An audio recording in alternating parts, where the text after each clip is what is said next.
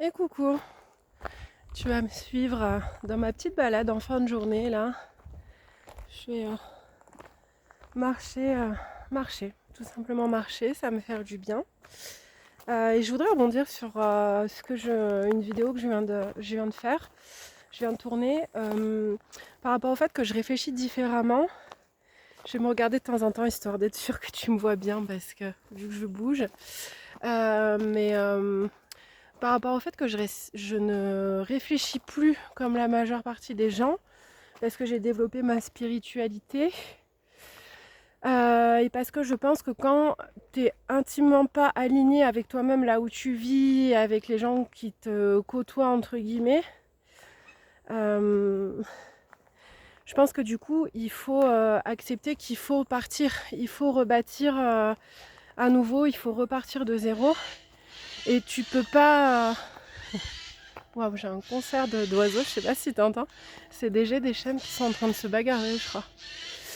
Et je suis essoufflée, ça monte.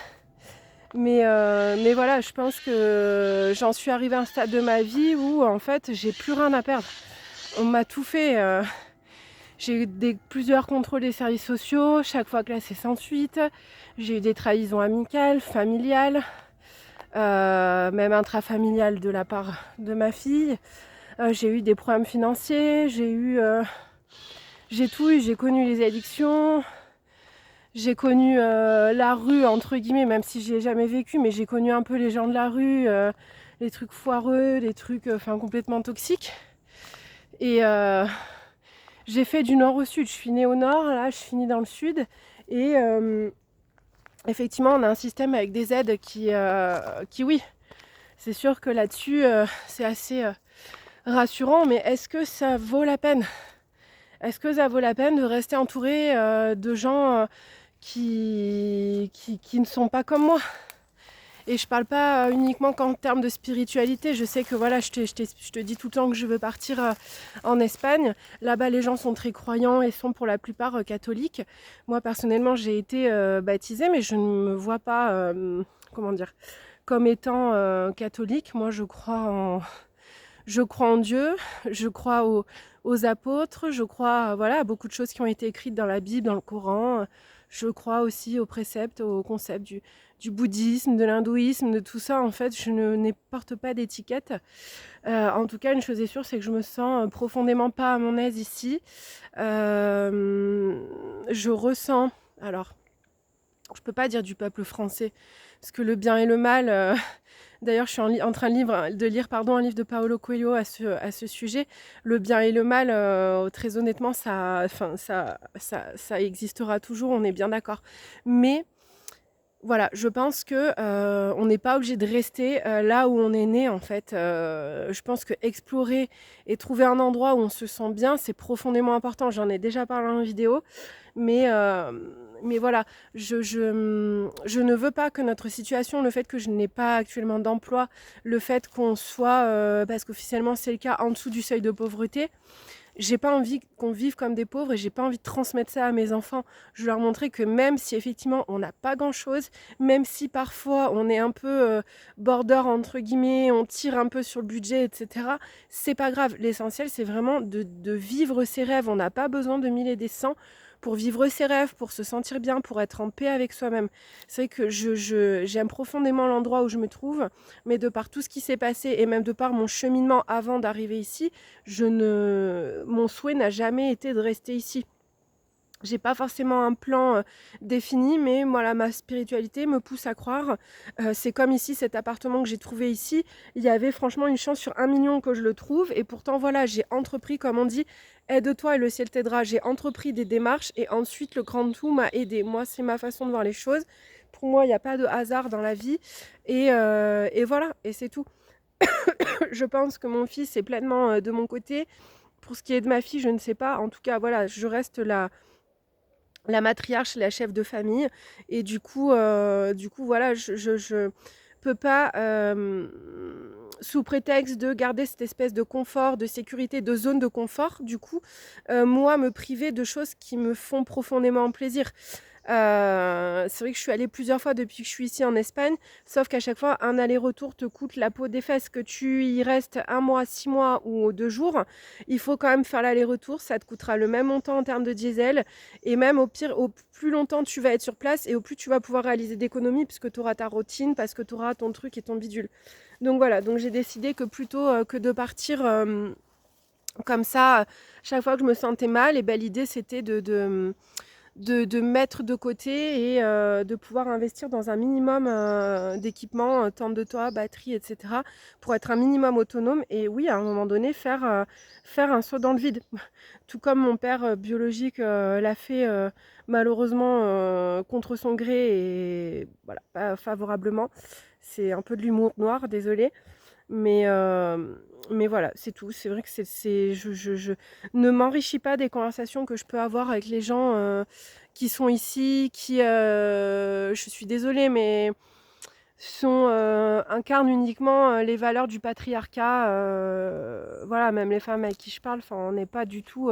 Moi, ça fait 10 ans que je suis maman solo, du coup, à plein temps, toute seule, solo du ghetto, que j'élève mes enfants seule, que je m'occupe. Je suis à la fois l'énergie masculine et l'énergie féminine, et franchement, j'en suis très fière. Et si c'était à refaire, je le referais. Par contre, je me méfierais de certaines personnes sur mon chemin, ça c'est sûr. Mais si c'était à refaire, je le referais parce que je suis très fière de moi à l'heure actuelle. Enfin, je sors mes poubelles, je règle mes problèmes de bricolage, électrique, mécanique. Enfin, voilà, bon, j'ai recours à un mécanicien, bien entendu, mais il y a des choses basiques que je fais. Je nettoie ma voiture, je fais l'éducation de mes enfants, je tape du poing sur la table si jamais il faut le faire et c'est complètement OK. Et je pense qu'on n'est pas assez... on n'est pas assez à le revendiquer. En tout cas, moi, je n'ai pas encore de contenu un peu comme le mien. Sur les réseaux, je n'en ai pas encore trouvé. Oui, mais pas jusque-là. Voilà, voilà, c'est tout. J'ai envie d'apporter cette pierre-là et aussi faire en sorte que si tu me regardes et que tu es comme moi, sache que moi aussi, je subis les regards. Même parfois, j'ai l'impression, tu vois, les gens me testent un peu et attendent le moment où vraiment je vais vriller, je vais leur dire leur cas de vérité parce qu'ils me font chier. Ou alors je me dis, c'est qu'ils sont complètement aveuglés avec des œillères et ils se rendent pas compte qu'en fait, j'ai rien à voir avec eux, mais pas dans le sens mieux ou pire, hein, juste dans le sens complètement différent. Je transpire des cheveux. Mais bref, voilà, c'est une petite vidéo comme ça où on tchatche. Mais c'est ça en fait, et c'est gonflant, et puis j'ai pas envie d'être méchante non plus, j'ai pas envie d'envoyer balader les gens. Mais genre en fait, c'est comme la discussion que j'ai eue tout à l'heure, attends, je vais peut-être me mettre dans l'autre sens, où en fait t'as l'impression que la nana, mais je pense qu'au fond quand même c'est ça, hein. Ils te voient un peu comme un cas social, tu vois, parce que t'es pas dans les cases. Puis tu travailles pas, ça c'est souvent la question des anciens et tout, des gens vraiment dans le système, c'est même pas ça va, machin, ou je sais pas, un mot, un compliment, un truc. Non, c'est tu travailles en ce moment. Et puis si tu travailles pas, en fait, pouf, le reste ne les intéresse pas. Genre, tu travailles en ce moment, c'est si tu travailles pas, mais c'est tout, basta, il y aura pas de plus d'échanges que ça. Et en fait, moi, ça, je suis désolée, mais ça me casse les ovaires. Ça me tape sur les ovaires, ça me tape sur le système nerveux. Voilà, on n'est pas qu'un travail, on peut aussi se dire que ce système ne correspond pas, que nous, on n'a pas forcément... Alors si, il y a des moments où, oui, moi aussi, j'aimerais travailler, mais voilà, on connaît tous le monde du travail. Je pense que faire un truc qu'on aime... Moi, je compte pas mes heures quand je fais un truc que j'aime. C'est ce que je fais chez moi. Je suis hyper carré, hyper organisée. Tous les jours, je fais au minimum 2 ou 3 heures de ménage, de rangement. C'est tout le temps nickel chez moi parce que ça me plaît. Et parce que j'ai besoin que mes enfants grandissent dans ce cadre-là et qu'ils puissent aussi être comme ça chez eux. J'ai eu tellement de gens autour de moi, de parasites, chez qui je débarquais et qu'en fait leur vie était un mess complet, leur appartement, et moi comme une bonne poire, à chaque fois maniaque que je suis, je rangeais tout, je reprenais tout. Pourquoi en fait? Je ne veux plus de gens comme ça autour de moi, vraiment. Là en ce moment je suis en train de parler avec un... Hier soir je sais pas ce qui m'a pris, je me suis réinscrite sur une appli de rencontre. Je passe du coq à l'âne, hein, mais il y avait une fête dans le village à côté, c'est que je voulais aller faire un tour et je me suis dit si ça se trouve, tu vois, je peux peut-être rencontrer quelqu'un et tout. Après il y avait mes enfants, puis en plus on n'avait pas 1 euro, je me suis dit je peux même pas m'offrir un verre, tant pis. Et puis bon il y a des moments normal, hein, je suis comme tout le monde, il y a des moments moi aussi je souffre un peu de la solitude, même si franchement c'est vite fait, hein. C'est pas vraiment, je souffre pas alors de pas d'activité sexuelle, franchement j'en ai vraiment rien à carrer. Après peut-être qu'en repratiquant ça reviendra, mais à l'heure actuelle, voilà. Mais c'est plus avoir un entourage, que ce soit pour moi ou pour mes enfants. Je me dis que quand même, enfin on le mérite, genre on est tous les trois des pépites, on est tout le temps tout seul, on fait les Noëls tout seul, les annives tout seul, enfin à des moments ouais c'est relou. Et du coup, bon bref, je me suis remis sur ce site de rencontre. Et tout de suite, le premier like que j'ai eu, c'était un papa solo. Donc du coup, j'en ai appris un peu plus sur lui. La maman s'est barrée avec son nouveau mec apparemment. Donc c'est ce que les premières bribes de trucs, hein. Après, on verra si tout ça est vraiment vrai. Mais je me méfie toujours et c'est normal. Mais voilà, un papa qui s'occupe seul de ses 3 enfants, mais qui encore une fois, et je me méfie, j'ai pas envie de refaire les mêmes schémas, qui a une enfance très très difficile, ce sont ces mots. Et voilà, et j'ai pas. Alors c'est mon style, c'est le style d'homme qui me plaît. Pas très grand, en plus il est le même signe astro que moi, il a des yeux bleus, bon ça c'était pas dans mes critères, mais voilà, un brun aux yeux bleus, qui je pense a été un peu beaucoup fêtard comme moi par le passé. Enfin, c'est toujours le même genre de profil, hein, ok d'accord. Sauf que au-delà de me projeter, c'est vrai que moi je voulais pas forcément quelqu'un qui ait des enfants. Alors une femme avec des enfants, oui. Un homme avec des enfants, non. Parce que j'ai pas... je me connais, Mère Teresa, j'ai pas envie de reprendre le poids, de réoccuper une place. Enfin, j'ai déjà les 2 miens et voilà, je veux pas refaire l'éducation...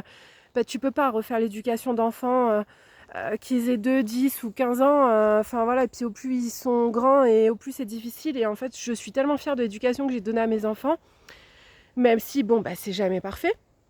Mais je suis quand même hyper fière de ce que j'ai pu transmettre. Je me dis, je peux mourir demain et je serai quand même en paix en me disant, ok, même mon fils qui est petit, je suis sûre qu'il gardera ces valeurs-là et que indirectement, si un jour il a des enfants, ils en bénéficieront aussi. Et c'est important pour moi, mais ouais, bref, je sais pas, voilà, il y a un feeling pas plus que ça. Après, autre chose qui me dérange, c'est les fautes d'orthographe, genre. Alors, je sais, tu vas dire, enfin, voilà, c'est pas un critère pour moi. Mais c'est vrai que quand tu parles et quand tu vois que l'orthographe est pas bon, ça veut dire que bon, l'école c'était plus ou moins bancal, donc aussi enfance difficile. C'est pour ça que je t'ai dit ça juste avant. Est-ce que j'ai vraiment envie de me remettre là-dedans ? Je sais pas trop en fait. Après, la personne apparemment est autonome et entrepreneur. Enfin, du coup, ça veut dire débrouillard, etc. Et puis, ça dénote quand même d'un certain courage. Enfin, tu restes et t'es là à t'occuper de tes 3 gamins tout seul.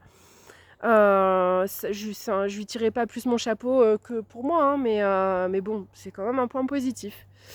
Donc voilà.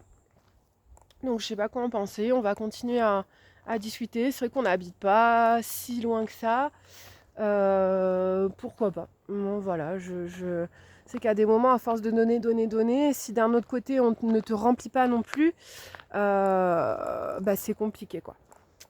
Donc voilà, c'est pour ça aussi que j'ai cette béquille émotionnelle qui est la bière. Bon, c'est pas, tu diras, c'est pas un truc de ouf, mais si, quand t'en bois 5, 6, alors pas tout le temps, hein, mais là sur les derniers temps ça allait pas trop, j'avais quand même un peu dérapé, mais quand t'en bois 5, 6 et que c'est des canettes de 50 centilitres, puis je pense que mon corps aussi n'y tolère plus. Voilà, donc je finis pas carpette et machin, hein, mais c'est juste que mon corps, lui, mon foie, je pense, n'arrive plus à tout synthétiser entre guillemets. Et voilà, après les matins sont difficiles, c'est pas bien, ça te bousille ton énergie. Enfin, je sais plus, j'ai entendu sur Instagram qu'en fait on était tous composés, enfin on dégageait tous une lumière. C'est notre corps en mouvement qui dégage cette lumière-là. Et c'est vrai que moi je me vois depuis toujours, mais comme un être très lumineux. Et la prise de substances, donc moi en l'occurrence c'est de la bière, mais peu importe, même le tabac, hein, ça t'éteint cette lumière et c'est pas ok, c'est pas bon. Donc voilà, mais oui, j'ai cette béquille émotionnelle. Après, même quand j'étais en couple, hein, je buvais aussi, parce qu'en plus de toute façon j'étais avec des gens qui buvaient, donc forcément ça ne pouvait pas aller. Et ça c'est aussi un de mes critères. Je demande pas, il y a une mésange trop belle, je sais pas si tu vas la voir. Elle est partie. Trop dur de fille. Bref, mais ouais, c'est aussi un de mes critères. Pas forcément quelqu'un qui soit sobre. Enfin, Pas forcément quelqu'un, même peut-être pas du tout, tu vois, parce que bon, bah, je fume quand même un petit peu de tabac, etc. Et je veux pas être avec un non-fumeur qui me dit ça pue, ça ci, ça. Je veux vivre ma vie. Je veux vivre ma vie, j'ai pas envie qu'on m'enquiquine. Mais voilà, quelqu'un qui sait boire un coup de temps en temps, mais qui est pas du tout. Ou alors pourquoi pas, qui a eu un parcours dans les addictions, mais qui a réglé ça. Je veux pas régresser encore comme un des premiers mecs que j'ai eu dans ma vie. On avait réessayé de se remettre ensemble, mais non, c'était pas possible, quoi, parce qu'en fait, il était, je pense, même encore plus dans les addictions que moi, et c'est pareil, bah, lui aussi, c'était un bordel pas possible, crado, chez lui, j'avais tout renettoyé, tout, mais pourquoi faire en retour, enfin bref. Donc voilà, donc c'est juste ça, je pense que... Je sais pas, après on peut jamais dire jamais, on sait pas sur qui on va tomber, on sait pas comment on va le vivre, ça dépend des périodes dans la vie. J'aime bien le fait d'être seule, ça me plaît. Puis de toute façon, revivre à deux, pour l'instant, pourquoi faire quoi? Bâtir quelque chose, un empire entre guillemets, oui. Et encore, je trouve que le fait de le faire seul et d'avoir chacun, va-t'en l'insecte. Le fait de le faire seul et d'avoir chacun peut-être de s'entraider à des moments, de soutenir psychologiquement, etc. Ou même matériellement parlant, de se soutenir, sans forcément parler d'argent, hein, mais ça oui. Mais d'avoir mon propre projet à moi et mon propre héritage, c'est voilà, moi je serais plus dans cette optique-là. Après, on peut jamais être sûr à 100% des choses, mais voilà. Et du coup, je te fais un petit topo par rapport à ma béquille émotionnelle. C'est vrai que je suis aussi sur Instagram, j'ai un compte aussi, je sais plus comment il s'appelle, mais c'est un gars peut-être un peu plus jeune que moi quand même, mais pareil, qui fumait du bédo et qui buvait aussi pas mal, et il a arrêté lui. Par contre, lui, c'est 100% sobriété, alors que moi, je fais encore une petite parenthèse, mais le fait de diminuer, par exemple, j'avais pris 6 bières pour tout mon week-end. J'en ai bu 4 mercredi. J'en ai bu 4 vendredi. Mais c'est grave ok. Et genre hier soir, j'en ai bu une et demie parce que la première s'était un peu renversée. Et en temps normal, ça m'aurait un peu saoulé, mais là, non, ça m'a juste saoulé de nettoyer. Mais ouais, j'étais fatiguée et tout. Donc voilà, je précise que quand je bois, je prends pas mon traitement en même temps. D'ailleurs, je l'avais réduit. Les jours où j'ai pas bu, au lieu d'en prendre un entier de comprimé, j'ai pris la moitié. Ça fait tout aussi bien effet. Je pense que ça fait un peu placebo aussi, puis ça me détend un peu le string, hein, on va pas se cacher. Ça évite un peu les palpitations, les trucs comme ça. Enfin, je sais que je vais dormir, voilà, parce que c'est cette angoisse-là aussi, c'est que cette béquille-là me permet de dormir plus facilement, même si mon sommeil est de moins bonne qualité, toi-même tu sais. Mais au moins, ça me permet de pas être angoissée à l'idée de se dire ah ça y est, c'est le soir, c'est la nuit et oh mon Dieu. Donc voilà, lui il est passé à une 100% sobriété, alors que moi en fait le fait de voir qu'en fait je peux ne pas boire pendant 2, 3, 4 jours, je sens dans mon corps, du coup mon foie peut refaire son travail et peut continuer à, je sais pas pourquoi je me touche vers l'estomac alors que le foie il me semble qu'il est là. Ils avaient dit dans la continuité du téton, donc je pense que c'est par ici le foie. Bref, oui, on a des sacrés repères, mais au moins je sais où est mon foie. Mais du coup, voilà, il peut reprendre son boulot. Je sens que j'ai plus ces douleurs d'estomac, c'est ci, c'est ça. Mon confort digestif aussi, intestinal, tout ça revient. Et j'ai pas envie d'avoir une 100% sobriété, en fait, parce que je suis toujours dans cette vie, dans cette espèce de cage dorée là, où on va pas se mentir, mais c'est pas la folie, quoi.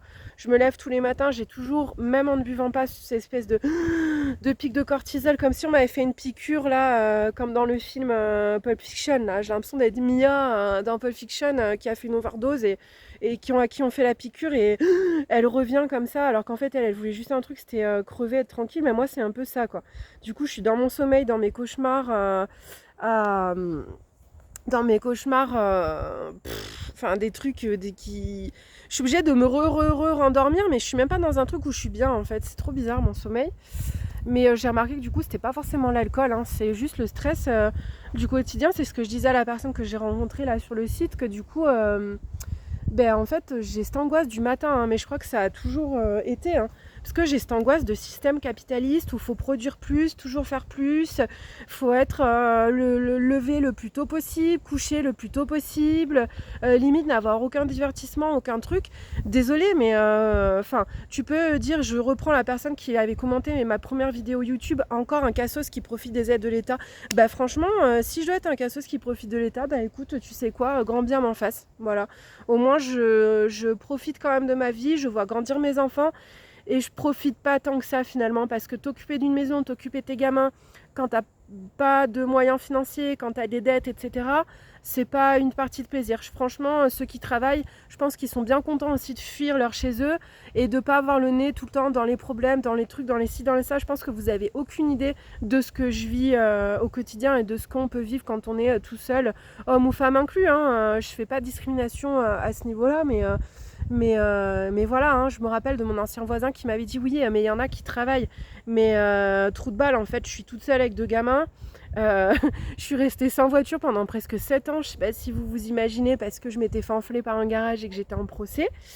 Ça y est, en fait, je me suis sortie de mes addictions. Même là, la petite addiction que j'essaye de la régler aussi.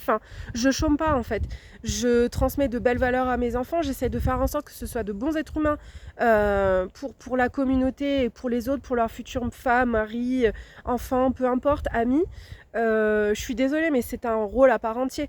Je suis pas là à me tourner les pouces, à recevoir mon aide le 6 du mois et à me glander les pouces. Pas du tout en fait. C'est que même si je tarde un peu le matin parce que j'ai des problèmes de sommeil, mais à partir du moment où je me lève et que j'ai ce... Tu vois, je m'enfile mes 2 cafés, je fume ma clope et ensuite je n'arrête pas. Je me lève, je me donne 2-3 heures et encore, franchement, faudrait que je te filme une journée typique avec moi pour que tu te rendes compte. Je suis pas du tout là à me tourner les pouces. Et tous les échanges, toutes les conversations que j'ai avec mes enfants, la façon dont je les nourris, la façon dont même je m'occupe de mes chats, dont j'essaye aussi de gérer ma vie en communauté, et ben tout ça aussi c'est du travail. Donc voilà. Non, en fait, je pense qu'on choisit sa vie. Oui, on est dans un système où il y a des aides et où du coup, c'est quand même rassurant de se dire que tu es en position de faiblesse et que tu peux compter sur la solidarité des autres, parce que ce sont des aides qui sont payées avec les charges, etc., etc. Et encore une fois, ce fameux combat entre les gens qui travaillent et les gens qui sont au RSA ou autres, il n'a pas lieu d'être. En fait, on est des êtres humains, on est tous des êtres humains. Si toi aussi demain tu as un souci de santé ou machin, ou si tu fais un burn-out, peu importe, tu as aussi la possibilité de te mettre au chômage et de prendre soin de toi. Et voilà, en fait, il faut arrêter. Moi, c'est ça qui me fout l'angoisse là de bon matin, c'est d'être dans ce que j'ai vu dans ma famille, quoi. Tout faire vite, cette course après l'argent. Mais putain, l'argent, on va pas partir avec au cimetière, moi je vous le dis. C'est ma mère, moi, me disait toujours oui, mais ton père, s'il fait ça, c'est pour vous, etc. Pardon, ça m'a pas permis. Le fait qu'il ait moyens, ça m'a ni permis d'avoir accès à de grandes études. Pourtant, ici, il y avait ce qu'il fallait. Ça m'a ni permis de pouvoir gâter plus que ça mes enfants, de les mettre à l'abri et de vivre une vie sereine. Au contraire, on a vécu des situations très compliquées et ça m'a absolument pas aidé. Enfin, rien que dalle en fait. Donc, franchement, et puis de toute façon, je pense qu'ils m'ont limite déshérité. Donc, je pense que j'en profiterai jamais. Peut-être juste pour foutre la merde, ils donneront à mes enfants et tant mieux pour mes enfants. Et ça m'enlèvera une épine du pied voilà, tout ça. Mais non, moi, ça me fout l'angoisse, quoi. Me lever, oui, pour un projet qui me plaît, etc., oui. J'en parlais encore tout à l'heure. Effectivement, il y a des choses que j'aimerais faire, mais ça nécessite d'avoir un minimum d'argent. Moi, si demain, j'ai de l'argent, en fait, j'aiderai des assos ou je créerai ma propre asso pour aider des femmes comme moi qui sont toutes seules, et il y en a plein, et des enfants à pas traverser tout ce que j'ai dû traverser toute seule, à pas être là le soir à avoir personne à qui parler, à personne à qui confier tes angoisses et voilà, et j'aiderai, c'est tout. Je construirai ma propre autonomie, voilà, tout simplement.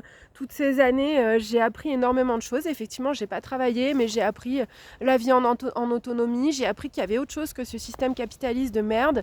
J'ai appris qu'il y avait autre chose que les familles toxiques, que les rapports toxiques comme ça. J'ai appris qu'il y avait d'autres façons de consommer, de prendre soin de sa peau, de prendre soin de sa santé, etc. Et du coup, c'est pas ces 10 années, bon, j'ai un peu travaillé ponctuellement entre-temps, mais ces 10 années où j'ai pas chômé, où j'ai évolué en tant qu'être humain, pendant que d'autres, du coup, sont nés dans le travail, mais finalement, tu les revois 10 ans après, n'ont absolument pas évolué.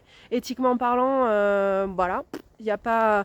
Parce que c'est ça, hein, c'est que là, on est toujours... j'en fais référence à mon livre de Paulo Coelho, il faudra que je te montre, je me rappelle plus du titre, je viens juste de le commencer, mais je crois que je l'avais déjà lu par le passé, mais c'est ça, en fait, on est... t'as le bien et le mal, et tout le monde choisit... Désolée si tu me vois tout le temps regarder, c'est que je n'arrête pas de sentir des insectes sur moi, des fois pour rien. Mais c'est ça. On est dans une profonde lutte depuis toujours entre le bien et le mal. On est sur un espèce de curseur comme ça, beaucoup plus grand, et du coup on voit où est-ce qu'on se situe par rapport à ça. Et voilà, et grand bien en face à ceux qui veulent consommer, qui se sentent bien en ville, qui aiment acheter des vêtements neufs chez Zara, j'en sais rien, grand bien leur face. Mais moi je les juge pas, et je veux pas qu'on me juge non plus pour ce que je suis. Et voilà, et pour rebondir sur ce que me disait la maman là tout à l'heure, oui, mais comment tu vas faire? Vivre tant de toi à l'année, c'est pas viable. En fait, déjà, les gens ne comprennent pas ton projet. Ils ne savent pas de quoi ils parlent non plus, puisqu'ils se sont pas renseignés. Moi, ça fait minimum 5 ans que je me renseigne là-dessus. Ils n'ont pas ta spiritualité. Et inversement, moi, quelqu'un qui vient me parler d'un de ses projets, alors si j'y connais rien, je vais fermer ma bouche tout simplement. Mais au contraire, moi je suis comme ça au quotidien, j'envoie toujours des good vibes. Si j'y comprends rien, je vais dire ok, je suis sûre que tu en es capable, et ça sera peut-être pas forcément toujours facile, mais voilà, tu as mon soutien. Au pire, je suis là pour t'aider si tu veux parler. Enfin, je sais pas, dans la bienveillance en fait. Au lieu d'être là, ouais, mais bla, mais bli, mais bla, mais ta gueule en fait, laisse-moi avoir mon projet. Et même si je me casse la gueule, est-ce que c'est toi qui te casses la gueule, ou est-ce que c'est moi qui me casse la gueule? C'est bien ce qui me semble. Donc, donc voilà, c'est ce que je disais à mon fils tout à l'heure. Tu verras, maman, elle a voulu des trucs dans sa vie. Elle a toujours réussi à les avoir. Et j'ai toujours eu des objectifs. Le fait de venir ici, d'avoir une petite rivière, la nature et tout, c'était mon souhait. Je l'ai manifesté pendant 2-3 ans. Et finalement, ça a fini par arriver. Peut-être même plus que 2-3 ans. Mais il y a eu des étapes entre. Ça a pris du temps, mais j'y suis arrivée. Donc ce projet-là, de partir, de tout quitter, de peut-être même réaliser mon rêve, tu vois, le pot de possession que j'ai, de les donner ici à une famille du coin qui est dans le besoin, et le reste des vêtements, là, tout le stock que je t'ai filmé dans mon grenier, là, et du coup, moi, je descendrai direction Andalousie, je me trouverai une association qui s'occupe des femmes seules et des enfants, et je leur ferai don de tout ce que j'ai. Voilà, je ne garderai que le minimum, c'est-à-dire mes enfants, mes chats, si je peux les emmener, que j'ai une solution viable, et c'est tout. Et c'est tout, et le peu de petites choses qui me font du bien et que je veux vraiment garder, et basta. Mon plan, il est déjà fait dans ma tête, j'attends juste le bon moment. Voilà, c'est tout. Donc si tu passes par là, écoute, franchement, crois en tes rêves, ne te laisse pas abattre, ne te laisse pas, parce que moi je suis comme ça, je suis très sensible, et du coup je me laisse impacter par les avis des autres, sauf qu'en fait les autres ne sont pas moi, et je ne suis pas eux. Et toute ma vie je me suis sentie à l'écart, que ce soit même dans les milieux festifs, hein. Moi pourtant qui fais partie de la communauté LGBT, puisqu'il y a bien la lettre B, pardon je glisse, dans LGBT, moi je pense aimer les hommes et les femmes, et même au-delà de ça peut-être être pansexuelle, mais du coup je me suis toujours sentie proche de cette communauté-là, et même quoi qu'il en soit de toutes les minorités, de par le fait aussi d'avoir un père algérien, etc. Enfin je me suis toujours sentie proche de ça, mais pour autant je me suis jamais sentie inclue dans aucune de ces communautés. Donc voilà, du coup je passe un peu du coq à l'âne, mais c'était cool comme d'habitude sur ma chaîne c'est chez le psy de vider mon sac et te faire un petit topo de ma vie, de t'amener des good vibes, et voilà, et c'est tout. C'est tout. Là, le programme, quelle heure il est? Attends, excuse-moi si tu vois mon doigt. 19h33. Ouais, après pour en revenir, voilà, je pense pas que ça soit directement de la méchanceté, c'est ce que je disais, les gens ici sont pas méchants, c'est juste que je suis différente, c'est tout. Et non, je suis pas faite pour aller habiter en ville, je suis faite vraiment pour habiter dans la campagne avec le moins de voisins possible. Vraiment, c'est très important. D'ailleurs, j'ai pu me tester ici, hein, il y a des conditions qui sont un peu plus difficiles Bon, il y a le climat se réchauffe, donc il y a moins de neige, il y a moins de trucs comme ça. Mais voilà, c'est sûr que c'est une vie un peu, comment dire, un peu isolée et quoi, qu'on est quand même plus d'une centaine. Moi, j'aimerais limite pouvoir passer 3 4 jours sans voir personne. Voilà, hormis mes enfants, bien sûr. Mais je me vois être une mamie, ou même plus tard, hein, quand mes enfants ne vivront plus avec moi. Je me vois vraiment dans ma montagne, sur mon terrain, et si j'ai envie d'être tranquille, une semaine, un mois, bah voilà. Ce qui ne veut pas dire, à contrario, que moi, je me vois tout à fait avoir un business en ville. J'ai déjà des idées, mais je veux pas spoiler ou me porter la poisse. Mais voilà, avoir cette partie un peu plus mondaine où tu vois du monde. Et par contre, avoir cette partie très retraite, très retraite spirituelle un peu, mais voilà, du quotidien. Où voilà, où tu te préserves des énergies des autres et où tu te consacres vraiment à toi. Voilà, tout simplement. Je pense pas que mon concept soit si ouf que ça. La dernière fois que j'en ai parlé, on m'a dit oui, mais non, moi je pourrais pas rester tout seul. Les gens n'entendent que ce qu'ils veulent entendre. Est-ce que j'ai dit que je voulais vivre comme un ermite toute ma vie? Non, j'ai juste dit j'aimerais avoir mon terrain dans ma montagne, être voilà, pouvoir choisir d'être seule quand j'ai envie d'être seule, tout simplement. Je trouve pas que ce soit un truc de ouf. On tend tous de plus en plus à ça, hein. Faut pas se mentir, hein. Là, regarde, je suis dans ma clim. Je suis dans ma clim naturelle. Ici, il fait hyper frais. Bon, à part les insectes qui me cassent les couilles, on va pas se mentir. Mais mis à part ça, c'est ok. Mais tous ces glandus en ville, là, je suis désolée, mais oui, vous y êtes parfois, vous y êtes pas forcément par volonté, parfois vous y êtes aussi pour le taf, pour ci, pour ça, je comprends. Mais quand tu les vois s'entretuer pour des climatisations à Lidl, franchement, déjà, les clims, c'est de la merde. Et vous vous rendez bien compte à ce moment-là que vos vies sont anormales. Vos vies sont pas normales. Je suis désolée. Donc voilà, petit à petit, peut-être que je suis un peu, entre guillemets, une précurseur, même si on n'est jamais le premier de rien. Mais voilà, je sais que ma façon de voir les choses, cette idée de se dire aussi, ok, on vit... alors, c'est les sondages, moi je m'estime pas vivre dans cet état-là non plus, mais on vit sous le seuil de pauvreté.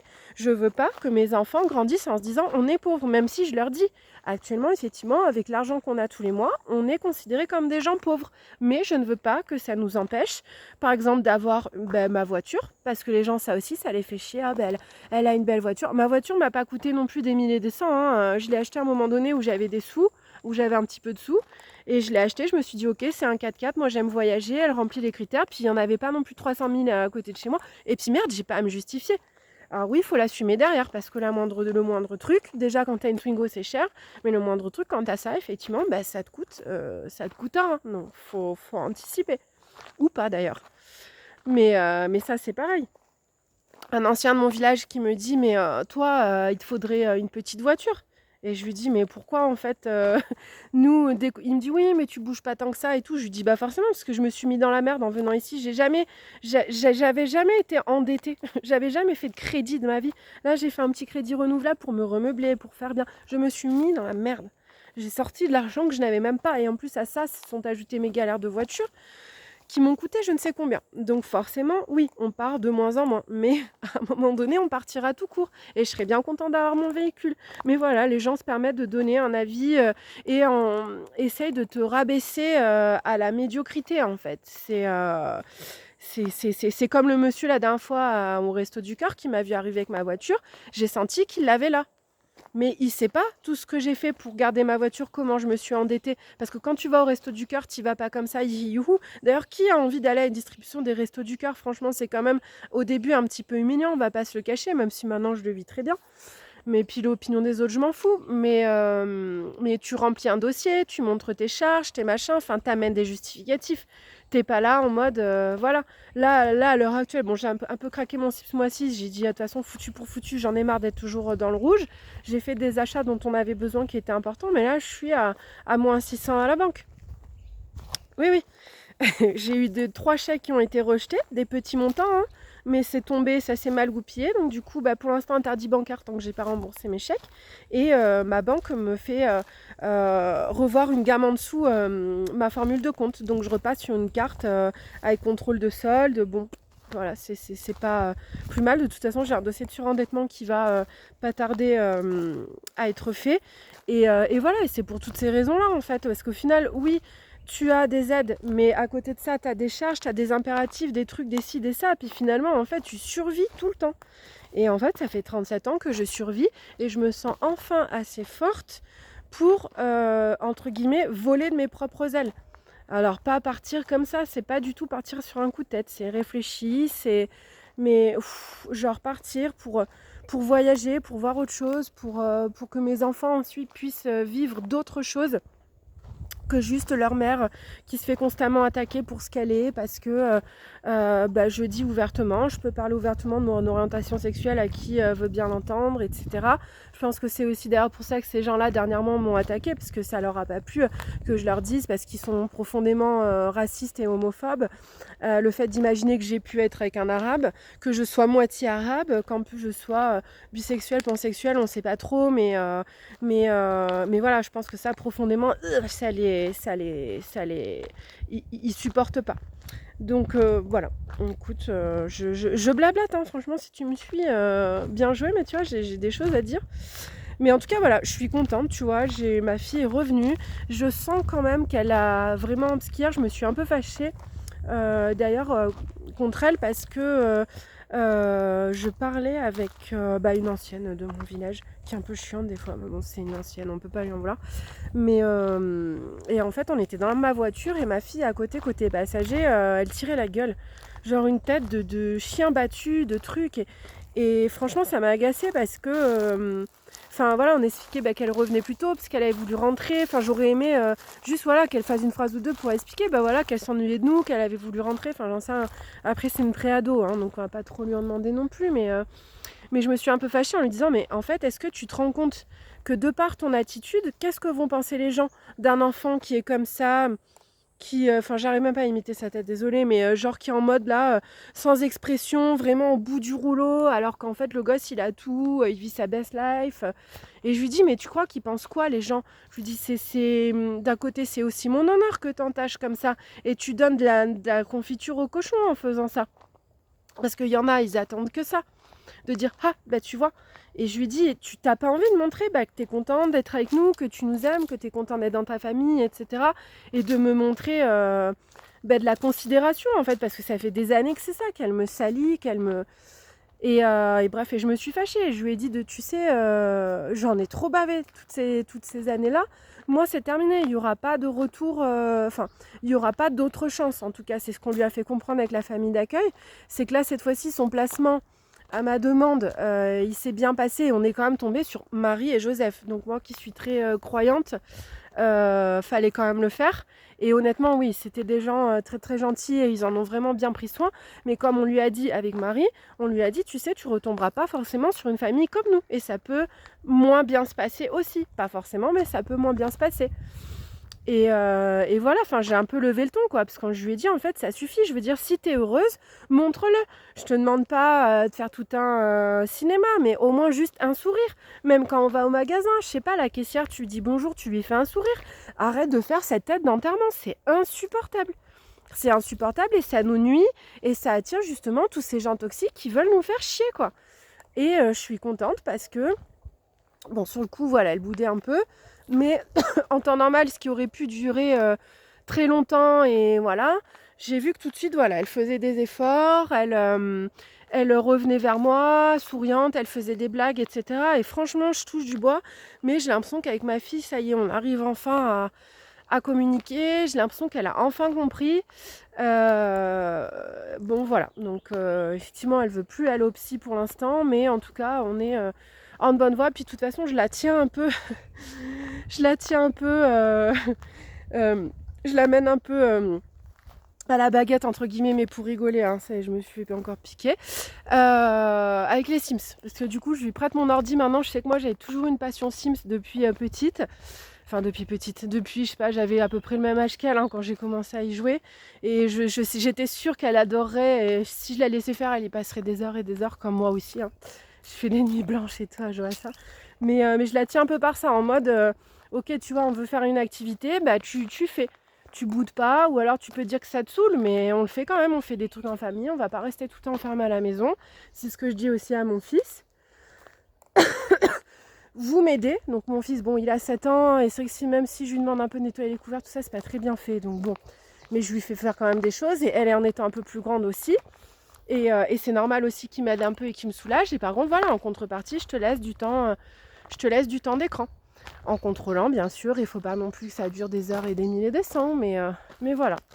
Donc franchement, je pense que là-dessus, j'y vois un peu le bout du tunnel, même si on n'est pas à l'abri qu'elle ait encore des comportements un peu border, etc. Mais je trouve que c'est quand même une bonne...